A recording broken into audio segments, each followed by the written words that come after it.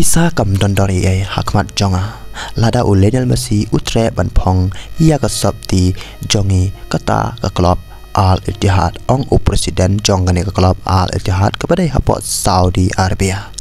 Dahlo perlok ngap yang sabah yang yapi iwe ki pajus ngotenat ban ngap ya ki kubor hagane ka channel nakapor syakapor man ngakarpar ri gitu ki barang temai sabah ban subscribe like share comment at press YouTube bell icon kanang ba pinyo notification hadian andang upload ya ki video ki batamai ki ba man kasngi.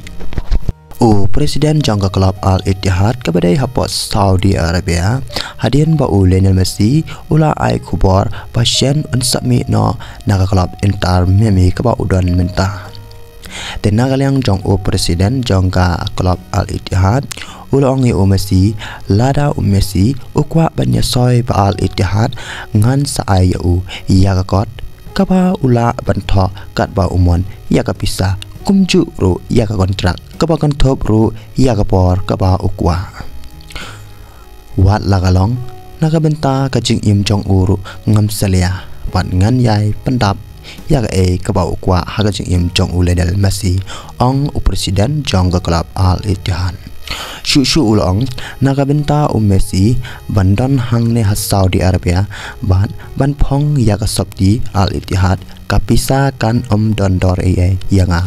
ban ngin sa rkhe ya galek shwawat ban sedang amar ngadon yu urang elekai batbetam haga history jong ka football lada Lionel Messi utre ban yasoy ka kontrak bat ka klub jongi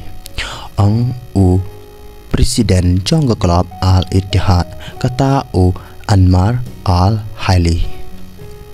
Ray nagaliang upa he Messi warado kini kiski ki mamentaru umpat ai kubor setia hato utre DM ban ya join lang lane nya so lang bat kene ka klub Al Ittihad ka badai hapot Saudi Arabia te kublai shibun ngin sekandu pat hakiwe ki video ki ban sawan